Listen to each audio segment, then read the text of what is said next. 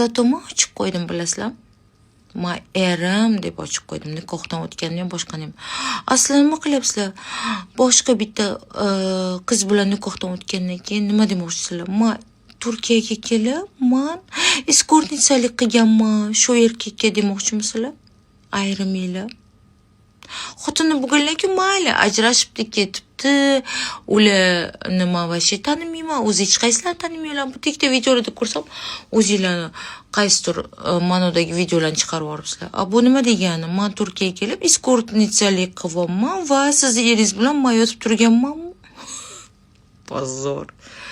Bilas, menga farqi yo'q. Zato hozirman juft halolman va u ham men juft halolim.